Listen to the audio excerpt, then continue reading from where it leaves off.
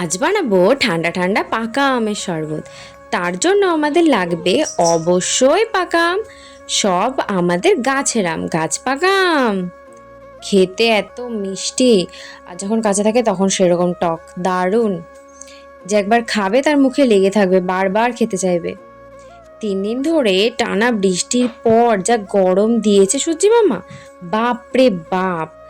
আজও সকাল থেকে বৃষ্টি, কিন্তু তাও গরম কমছে না। সূর্যি মামার এত তেজ থেকে বাঁচার জন্য তো একটু ঠান্ডা ঠান্ডা শরবত খাওয়া যাক। চলো তাহলে বানানো যাক।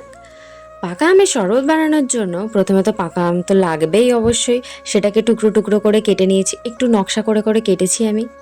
যাই হোক, তোমরা তো দেখেছো। তার সাথে গরুর দুধ তো ছিল না, তাই আমুল দুধ দোকান থেকে নিয়ে এসে, আমাদের দোকান আছে তো দোকান থেকে নিয়ে দিয়ে দিয়েছি। আর সাথে একটু চিনি, যে যেরকম মিষ্টি খাবে, আমরা অল্প খাই, অল্পই দিয়েছি। দিয়ে পেস্ট করে নিতে হবে। এরপর গ্লাসে ঢেলে যে যেরকম গাঢ় পাতলা যে যেরকম খাবে দিয়ে সার্ভ করে দিতে হবে। এরকমভাবে একদিন তোমরাও ট্রাই করে দেখো, আশা করি তোমাদেরও ভালো লাগবে। আর পেস্ট করার পর ওটার ঢাকনিটা এমনভাবে আটকে গেছিলো যে আমি খুলতে পারছিলাম না, শেষ পর্যন্ত মাই খুলে দিল। যাই হোক, শরবতটা খেতে জাস্ট দারুণ হয়েছিল। সবাইকে দিলাম, সবার ভালো লেগেছিলো, কিন্তু সবাই তো আর ক্যামেরার সামনে আসেনি, রিভিউ দিতে চাচ্ছিল না। আমি আর বোনই ভিডিও করছিলাম। সত্যি খেতে দারুণ ছিল। চলো আজকের মতো টাটা।